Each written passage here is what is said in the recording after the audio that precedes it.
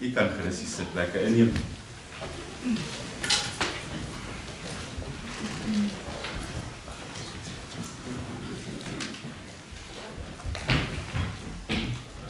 Ek wil voordat ons vandag die gedeelte lees, en ons kom by 'n baie belangrike ek is uitspraak. Daar 7 van hulle, en ons gaan Sondag eerskomend by die laaste een kom, wat trouwens een van die eerstes was. Hierdie een wat ons vandag na kyk het, basies amper op die einde van Jesus se pad hier op aarde gebeur, en julle gaan sien hoekom. En voordat ons lees uit Johannes 11, terwyl ons so bly sit, kom ons sluit ons oë.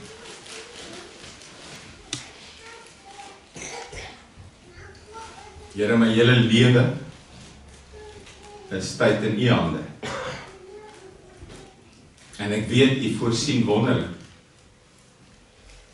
Ek kan net getuig van U sorg en U liefde en U seën.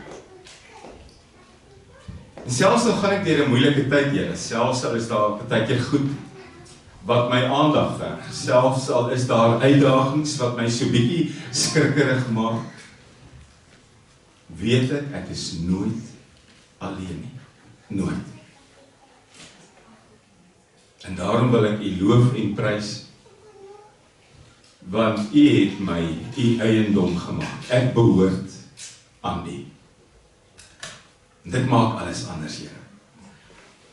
Wat kan ooit groter wees as U teenwoordigheid? En wat kan ooit in my lewe meer vrug dra as U offer en die uitnodiging om agter U aan te stap? Dankie vir al die seën in my lewe. Dankie vir die mense waarmee U my omring, wat my kan laat regop staan, wat kan help las dra, wat hulle hande uitsteek, wat my met liefde intrek, wat my aanvaarbaar maak. Dankie, Here, vir al U oorvloed in ons lewens. Dankie, Here, dat ons by U kan skuiling soek as die dinge daar buite 'n bietjie moeilik raak. As dit oorlog word, Here, en die onsekerheid hang soos 'n wolk oor alles. Wees dan ook met elke stikkende mens. Elke mens wat nou ook verlies ervaar. Elke mens wat in vrees lewe. Wees met ons geliefdes in ons geboorteland, Here. U teenwoordigheid daar maak ons rustig weer. Dankie dat U vir ons goed is, en dankie dat ons die mense is wat elke dag in U seën leef. Amen. Johannes 11, lees vanaf vers 17, en ek lees uit die 2020 vertaling. Jesus kry 'n tyding dat sy goeie vriend siek is.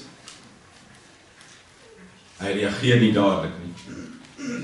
En dan sê vers 17, toe hy uiteindelik by die plek aankom, toe Jesus daar aankom, het hy gevind dat Lazarus reeds 4 dae in die graf is. Betania was naby Jerusalem ongeveer 15 stadium ver. En baie van die Jode het na Martha en Maria gekom om hulle oor hulle broer te troos. Toe Martha hoor dat Jesus op pad is, het sy hom tegemoet gegaan, maar Maria het in die huis bly sit.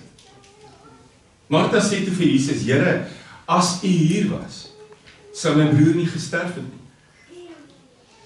Maar selfs nou weet ek dat wat U ook al van God vra, God vir U sal gee. Jesus sê vir haar, jou broer sal opstaan. Martha sê toe vir hom, ek weet dat hy sal opstaan met die opstanding op die laaste dag. Jesus het vir haar gesê, ek is die opstanding en die lewe. Wie in my glo sal leef, al het hy ook gesterf, en elkeen wat leef en in my glo, sal tot in ewigheid nooit sterf nie. Glo jy dit? Sy sê vir hom, ja Here, ek glo dat U die Christus is, die Seun van God, hy wat na die wêreld kom. Nadat Martha dit sê, en nou skryf ons 'n bietjie verder aan, roep hulle ook vir Maria. Dan vers 32, toe Maria aankom, waar Jesus was en hom sien, het sy by sy voete neergeval en vir hom gesê, Here, as U hier was, sou my broer nie gesterf het nie. Toe Jesus haar sien huil, en ook dat die Jode huil wat saam met haar gekom het, het hom ewig ontstel en hy diep bewoon geword. Hy sê, toe waar het julle hom neergelê? En hulle sê vir hom, Here, kom kyk. Jesus het begin huil. Daarom het die Jode gesê, kyk hoe lief het hy hom gehad. Maar sommige van hulle het gesê, kon hy wat die oë van die blinde man oopgemaak het, tog nie voorkom nie, dat hierdie man sterf. Jesus het toe opnuut ewig ontstel na die graf gegaan. En dit was 'n rotsgraf en 'n groot klip het daarteen gelê. Jesus het gesê, van die klip weg. Martha, die suster van die oorledene, sê toe vir hom, Here, hy ruik reeds, want dit is al die 4de dag. Jesus sê vir haar, het ek dan nie vir jou gesê, dat as jy glo, jy die heerlikheid van God sal sien nie?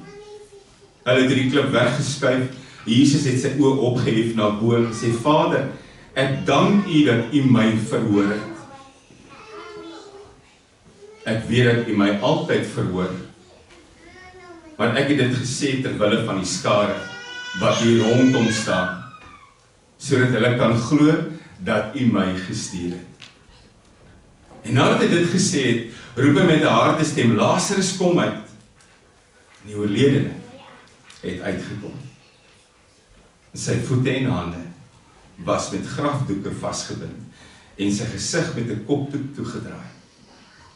Jesus sê vir hulle, maak hom los, en laat hom gaan. Ek lees net tot hier geliefdes. Ek wil weer saam met jou sing, 'n baie bekende wysie, is die wysie wat sê, spreek ek mense engele tale, en die ouens wat die nuwe liedere skryf het, vom 5, vreugde geskryf, wat juist ook gaan oor hierdie tyd van die dag. Terwyl ons so bly sit sommer, kom ons sing vom 5, vreugde.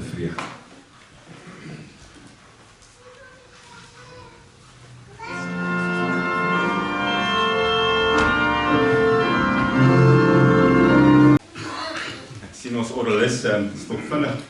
Is reg? Dankie vir vandag. Baie keer dink 'n mens en kom jy agter dat geloof 'n bietjie 'n verkeerd storie is.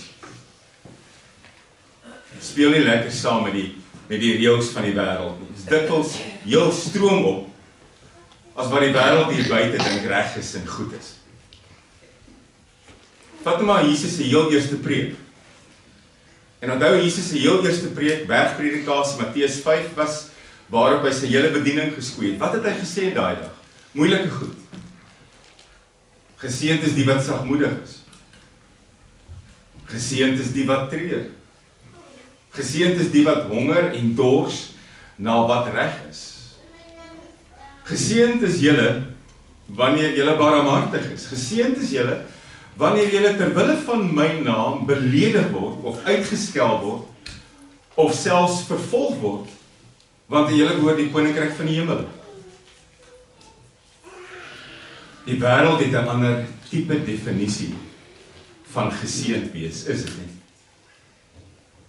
So geloof is dikwels heeltemal verkeerd om holders te bevorder, eintlik heeltemal stroom op. Vat nou maar Matteus 16.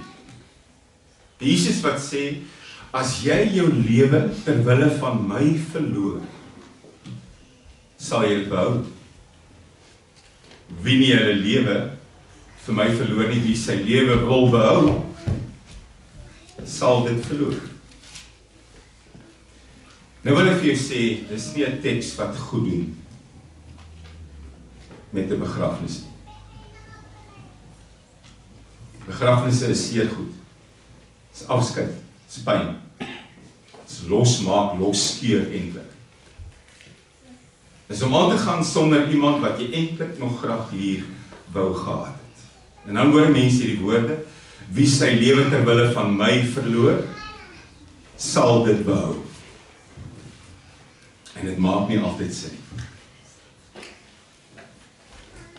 Nou is Jesus die dag op pad Betanië toe. En ek wil vir jou sê, hy en sy disippels was nie altyd oral welkom nie. Daar was baie plekke waar hulle glad nie kon gekom het nie. Mense het hulle onder die klippe gesteek. Sy disippels was eendag so kwaad en so vernederd in Samaria. Hulle wou 'n bidder daar donderslaaf van bo af kom om hierdie plekke te vernietig. Want hulle was nie welkom nie. Maar Betanië was anders. Want daar was 'n huisgesin gewees wat hulle soos familie laat voel. En hulle het hy 12 manne gehad wat saam met hom reis, was hulle almal altyd welkom. Dit was 'n broer en 2 susters, Lazarus, Martha en Maria. Martha het so nou en dan so 'n bietjie op haar tande gebyt, want sy moes die meeste van die werk doen. Maria het handjies gevou gesit, maar daar was altyd kos, altyd slaapplek, altyd 'n oop deur, altyd 'n groot omhelsing wat sê, welkom Here, welkom. En jy weet hoe lekker is dit. As iemand hulle huis so oopgooi, is dit nie. Jy weet hoe lekker dit is as vriende familie word. Want dit is ons die definisie van vriende is. 'n vriend is 'n familielid wat jy self kies. Jy weet hoe lekker dit is. Maar as Jesus die dag op pad is, Betanië, is dit nie lekker nie. Hy gaan vir 'n begrafnis. Trouwens, hy is te laat vir die begrafnis.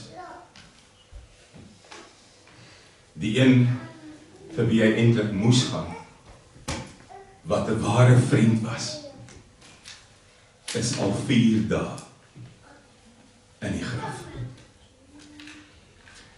En nou wil ek vir jou sê, daar is maar so 'n bietjie spanning hier. Hoekom? En die spanning gaan jy net nou agterkom, lê in die mense se woorde. Want toe Jesus 'n opdrag gekry het, toe mense aangehardloop gekom het, een ou en sê, ek het 'n boodskap van Betanië af, Jesus. Het hy nie gesê, jou vriend Lazarus is dood. Daai ou wat aangehardloop gekom het, het gesê, jou vriend Lazarus, vir wie jy baie lief is, vers 5, is baie siek. Kom. Wat doen 'n mens as iemand na aan jou nodig het? Wat doen jy?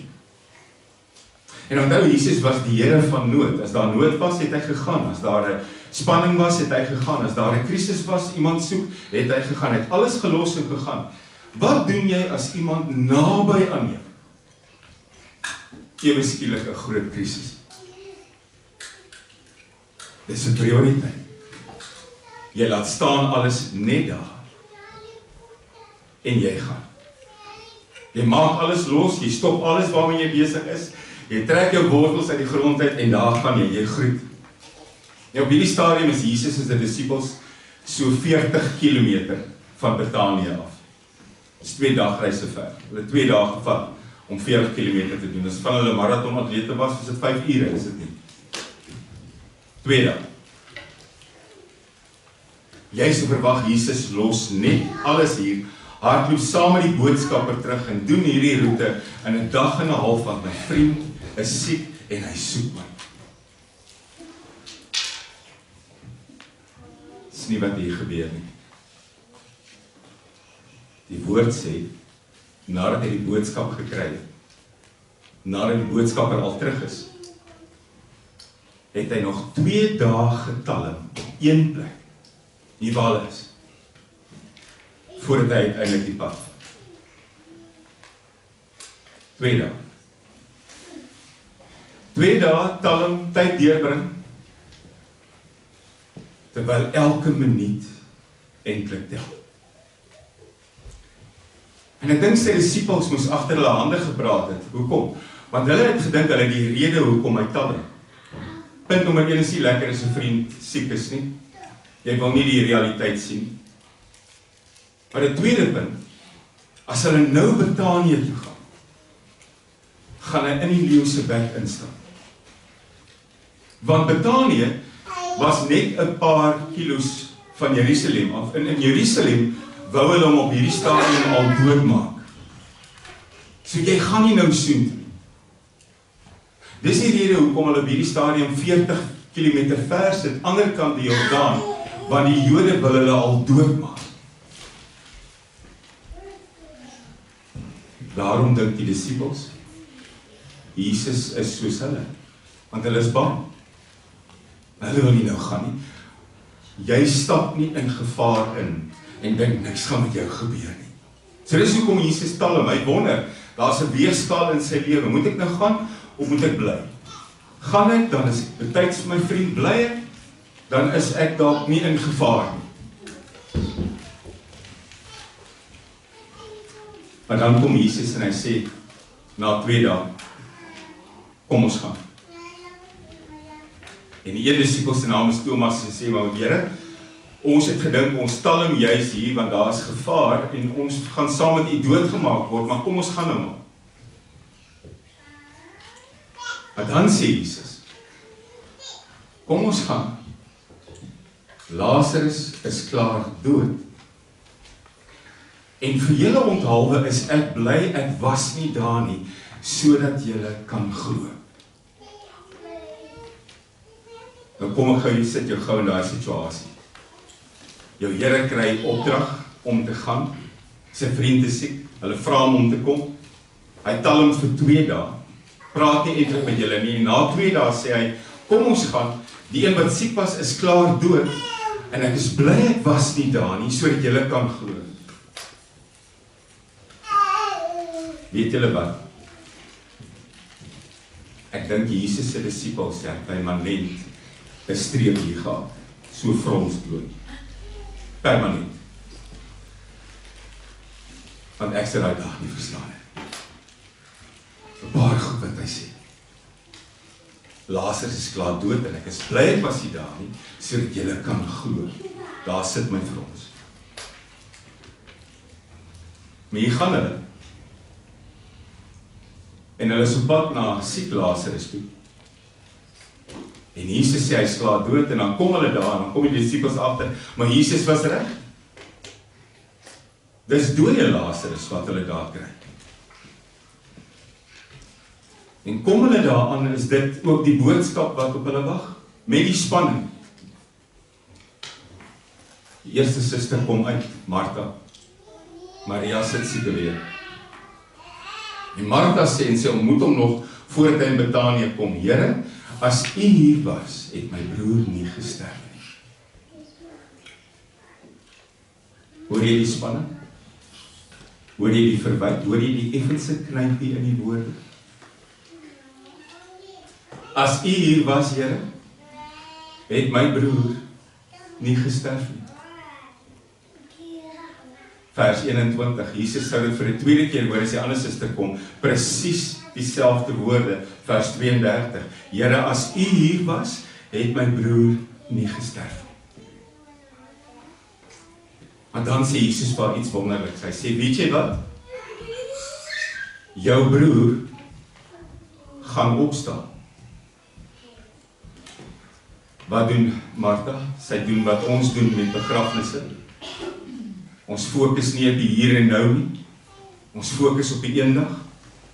Want die hier en nou is te seer, dis te moeilik, dis te rou. So ek fokus op die eendag en ek sê, ja, ek sal hom weer sien, hy sal weer opstaan. Eendag as die tyd verby is, op die laaste dag, sal hy opstaan. En dan laat Jesus weet, ek praat nie van eendag nie. Ek praat van nou. Ek is nie nou besig met eendag nie, ek is besig met nou. Jou broer gaan opstaan.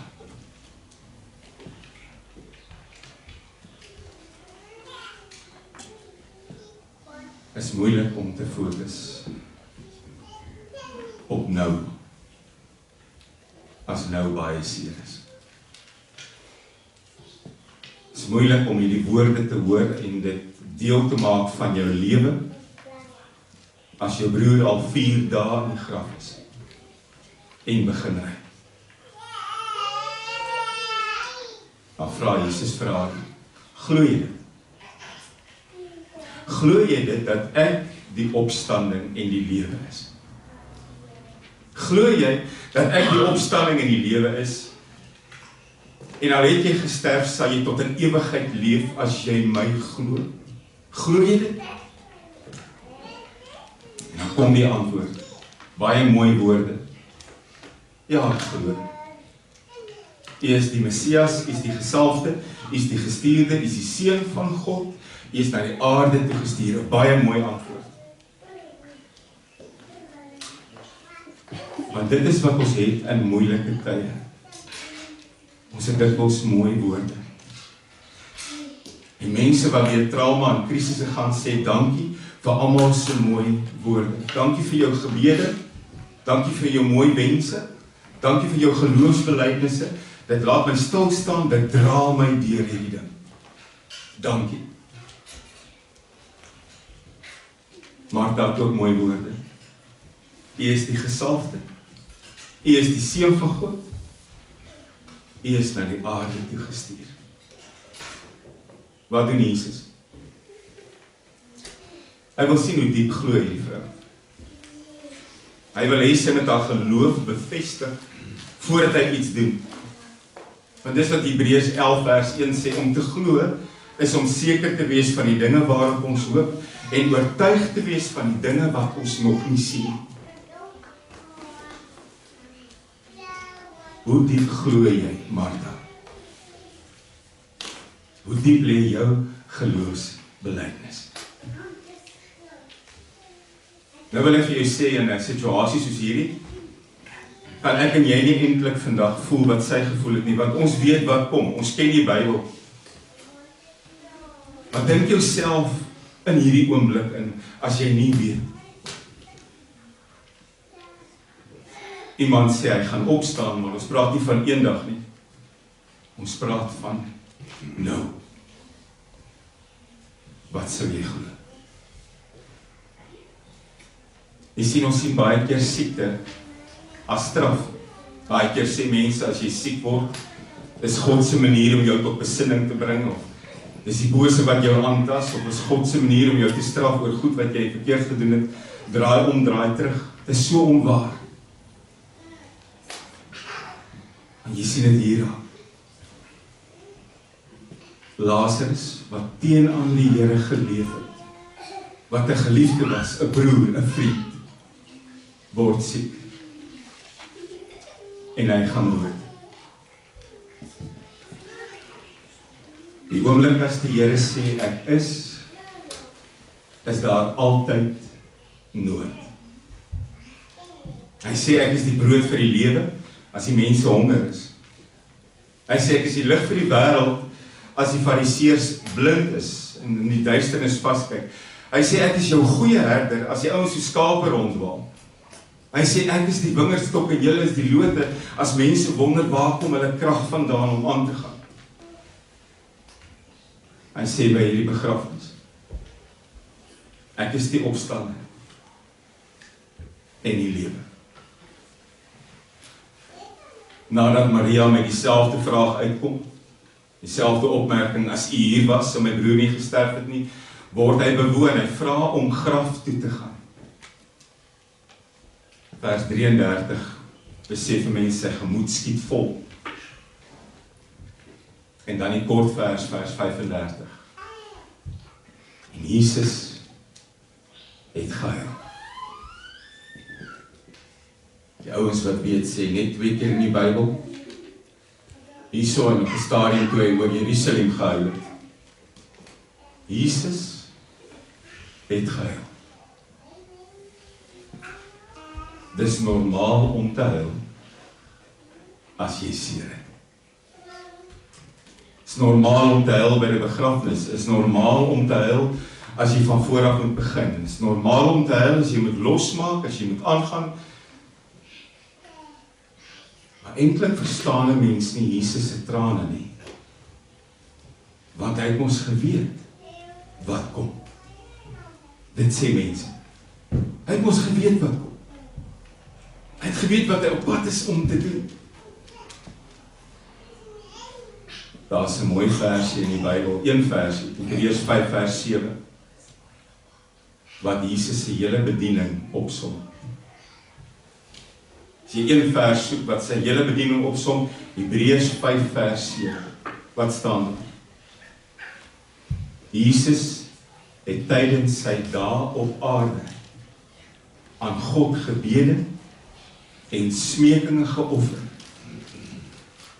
met 'n harde geroep en met trane. Hoor jy dit? Jesus het tydens sy tyd op aarde aan God gebede en smekinge geoffer, met 'n harde stem en met trane.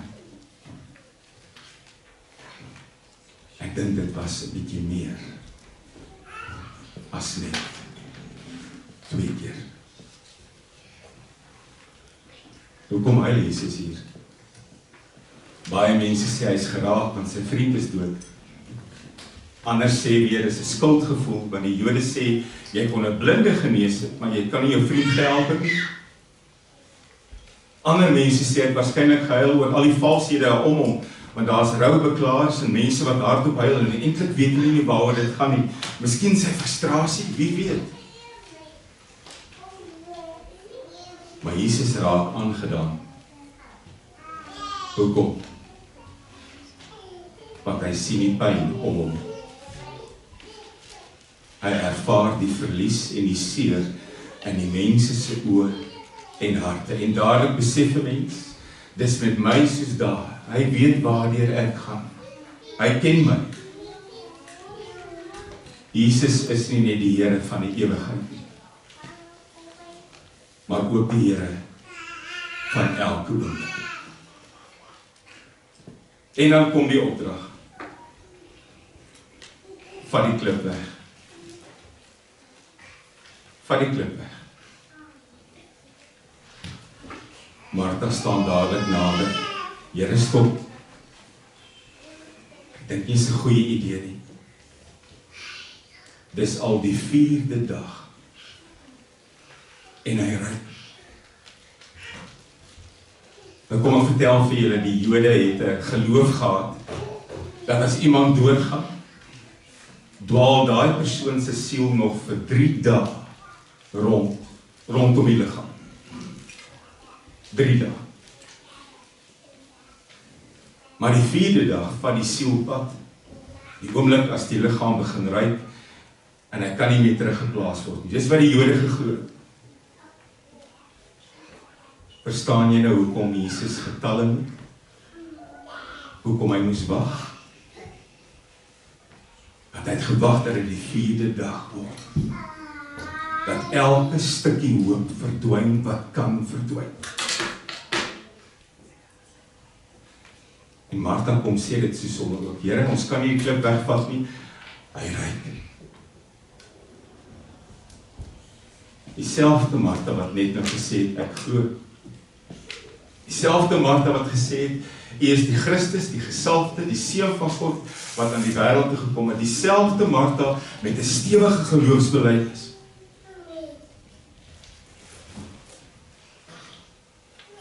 Jy weet wat die vraag is vanmôre vir jou, nee? Vir my. Hoe diep lê jou geloofsbelijdenis? Hoe diep lê die geloof wat jy bely? Hoe diep lê jou mooi woorde? Van die klip weg. En dan doen Jesus iets wat wonderlik is. Hy bid tot die Vader, maar hy bid in die verlede tyd. Asof dit klaar gebeur het. Dankie Vader, dat U my verhoor het. Dankie Vader, dat U my verhoor het. So klink geloof my vriend. Uiteindelik hoor ons van Lazarus wat uit die graf uitkom. En ek dink dis 'n inspirasie vir baie mommy movies. Mense dink baie keer die Egiptenare, die kunstemeester, Lazarus kom uit, kan skaars beweeg, alles is toegedraai, selfs sy gesig. En dan kom die opdrag, maak hom los en laat hom gaan.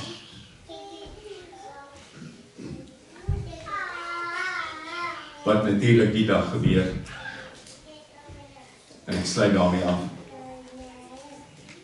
Is dat Jesus se laaste hoofstuk van sy lewe aanbreek. Want die hoëpriester was 'n Sadduseër. En die Sadduseërs het nie geglo in die lewe na die dood nie. En hier kom Jesus en hy doen met Lazarus presies die teenoorgestelde van wat hulle glo. En dan kom die besef, ons moet hom stil kry.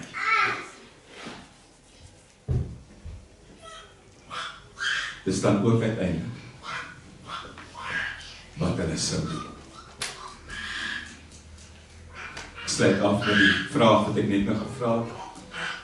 En ek wil hê jy moet teruggaan en na jouself gaan kyk. Hoe diep lê my geloof? En hoe diep lê my geloofsbelijdenis? Amen.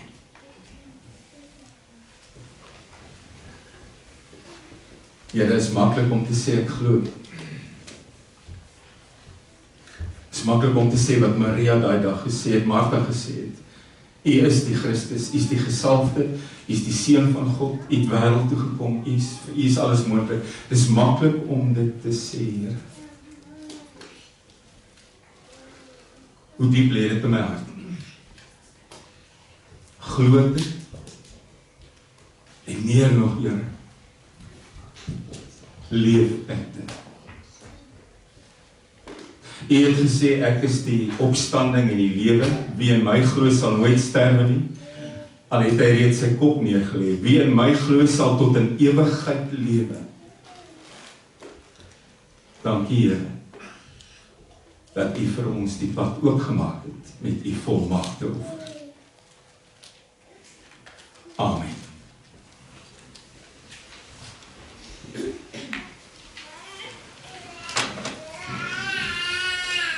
Ons nuwe lied wat ons verlede week leer sing het, hierdie groot toets, is ons lied waarmee ons vandag afsluit. God geseënde kruis.